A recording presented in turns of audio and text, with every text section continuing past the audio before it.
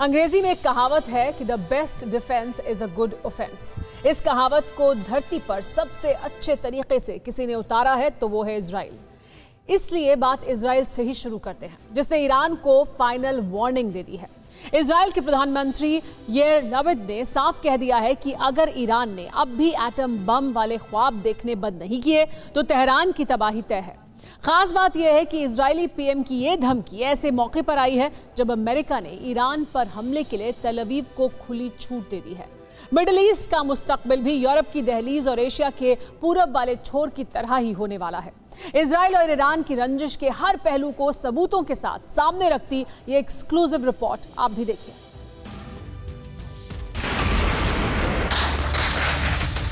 एक धमाका और सब धुआं धुआं। मिसाइल कहां से आई, किसने चलाई? जब तक जवाब मिलता, कई मंजिला इमारत रेत बजरी का ढेर हो चुकी थी।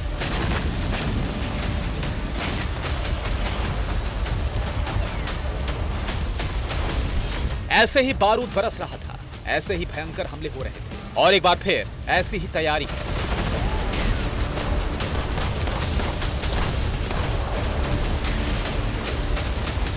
इसलिए सवाल तो है कि क्या दुनिया के सेंटर में फिर ऐसा ही मंजर होगा?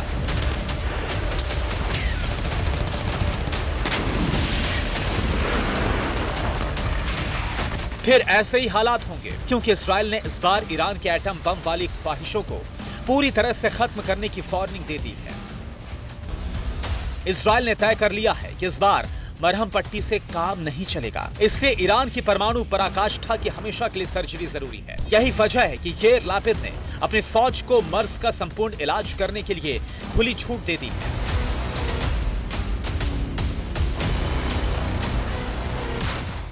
इसलिए सवाल तो है कि क्या इजराइल ईरान पर हमला करने वाला है? इजराइल के प्रधानमंत्री ने ईरान को वार्निंग क्यों दी?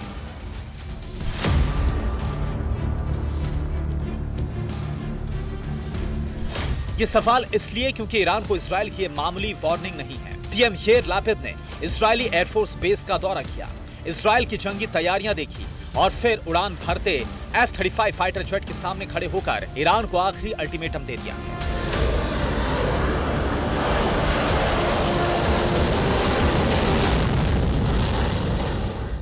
अमेरिकी प्रेसिडेंट जो बाइडेन और मैं इस बात पर एक राय हो चुके हैं कि ईरान के एटमी प्रोग्राम के खिलाफ हम हर हद पार कर सकते हैं। हमने अपनी सेनाओं को खुली छूट दे दी। इजराइल शपथ ले चुका है कि भले ही दुनिया इधर से उधर हो जाए, भले ही उसे हर मुल्क से दुश्मनी मोल लेनी पड़े,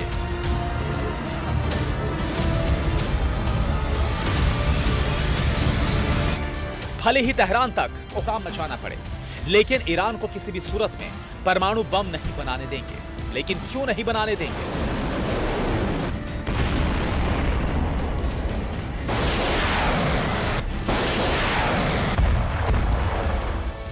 इजराइल क्यों ईरान को एटमी ताकत हासिल नहीं करने देना चाहता है?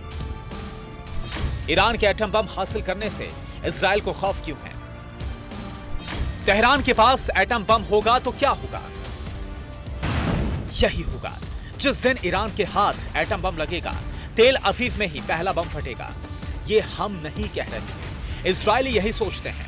इसलिए जैसे ही ईरान ने कहा कि वो आने वाले महीनों में परमाणु हथियार बना सकता है, इजराइल ने तेहरान की तबाही का ऐलान कर दिया।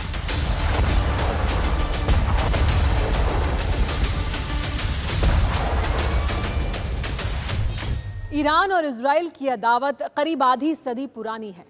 दोनों की अदावत के पीछे क्या पॉलिटिकल वजहें हैं हम उसमें नहीं पड़ेंगे, लेकिन ये ज़रूर बताएंगे कि ईरान के एटमी प्रोग्राम के खिलाफ इजराइल हमेशा से रहा है।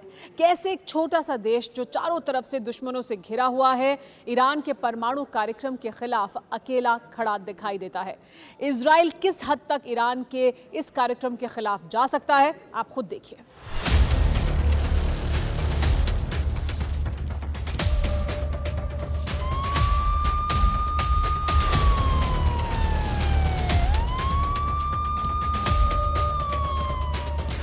मार्च 2015, जेरूसलम। तत्कालीन प्रधानमंत्री बेंजामिन नेतन्याहू अपने सरकारी दफ्तर में थे। कुछ दिन बाद ही नेतन्याहू को अमेरिका की संसद को संबोधित करना था। ये वो दौर था जब अमेरिका और ईरान में परमाणु कार्यक्रम को लेकर समझौता होने वाला था। तय वक्त पर नेतन्याहू का विमान अमेरिका के लिए उड़ान भरा। नेतन्याहू अमेरिका पहुंचे तो दुनिया ये सुनने के लिए उतावली थी कि नेतन्याहू क्या कहेंगे। और अमेरिकी संसद में नेतन्याहू ने जो कहा, उसने इजराइल की नीति और रीति की गहरी लकीर खींच ली। 7 साल पहले नेतन्याहू ने दुनिया को बता दिया था कि अगर उसे ईरान, लेबनान, सीरिया जैसे मुल्कों की एटमी ख्वाहिशों से निपटने के लिए अमेरिका से भी दुश्मनी मोल लेनी पड़े तो वो तैयार है। नेतन्याहू की जगह अब याइर लापिड इजराइल के प्रधानमंत्री हैं।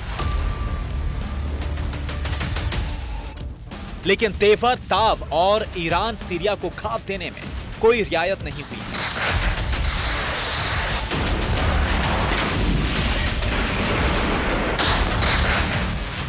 इजराइल अब तक ईरान के 10 से ज्यादा परमाणु वैज्ञानिकों को मार चुका है। इजराइल की खुफिया एजेंसी मोसाद ईरानी न्यूक्लियर ठिकानों को तबाह कर चुकी है। इजराइल ने इराक और सीरिया को भी एटम बम हासिल नहीं करने दिए।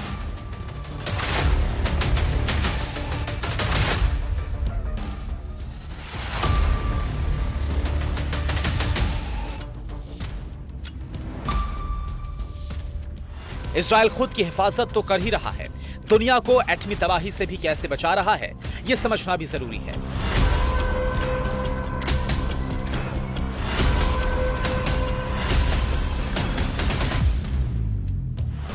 मिडिल ईस्ट में 3 सबसे खूंखार आतंकी संगठन हैं। पहला आइसिस, दूसरा हमास और तीसरा हिजबुल्ला। इन तीनों आतंकी संगठनों की जड़ें इजराइल के पड़ोस में हैं।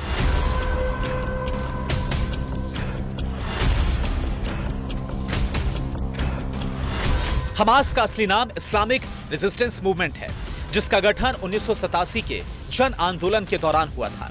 हमास चार्टर की प्रस्तावना में कहा गया है कि यहूदियों के अस्तित्व को मिटाना है। हमास इजराइल को मान्यता नहीं देता है और पूरे फिलिस्तीनी इलाके में इस्लामी राष्ट्र की स्थापना करना चाहता है।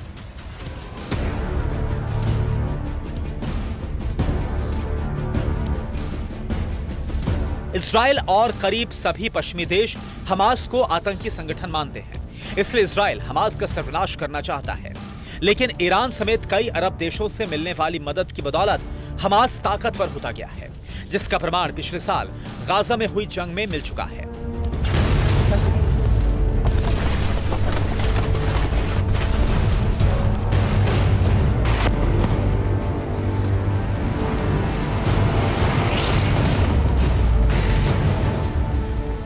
हमास की ताकत के पीछे भी ईरान को ही वजह माना जाता है।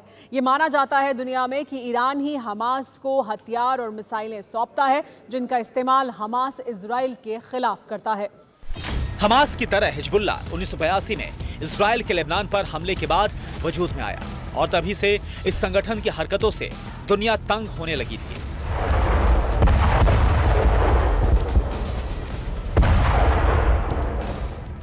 उन्नीस 1983 में हिजबुल्ला ने फ्रांस के 53 पीस कीपर्स की हत्या कर दी। 1983 में ही बेरूत में अमेरिकी एम्बेसी पर हमले में 63 लोग मारे गए।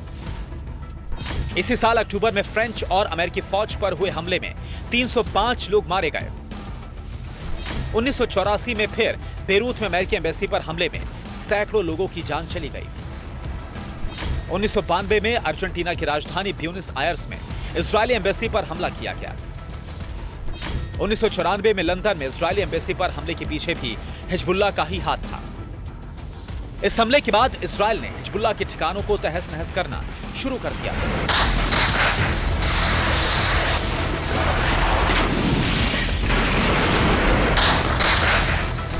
इजरायली हमले में हिजबुल्ला चीफ के मारे जाने के बाद सैयद नसरुल्लाह को कमान मिली। इजरायल हिजबुल्ला के कई कमांडरों का खात्मा कर चुका है। इजरायल का मानना है कि हमास और हिजबुल्ला की ताकत के पीछे ईरान का हाथ है, इसलिए तेहरान को तेल अवीव से बार-बार चेतावनी मिलती रही है। लेकिन इस बार मसला सीरियस हो गया है। अमेरिका की ओर से फ्री हैंड मिलने के बाद इजरायल ने फाइनल फैसला कर लिया है कि ईरान ही नहीं, तेहरान के कूचे में बैठकर तेल अवीव की तबाही का ख्वाब देखने वाले हर आंख की रेटिना को निकाल दिया जाएगा।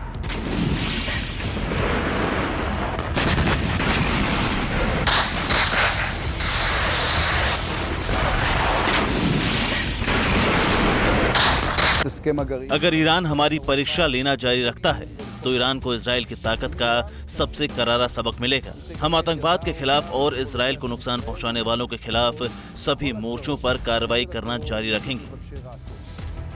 इजराइल सिर्फ वार्निंग ही नहीं देता है, एक्शन भी तुरंत लेता है, जिसकी तस्दीक ये तस्वीरें कर रही हैं। जब सीरिया के अलेप्पो शहर में आधी रात को इजराइल ने बारूद बरसाया, जिसमें ईरान के समर्थन वाले आतंकियों के ठिकाने तबाह कर दिए गए।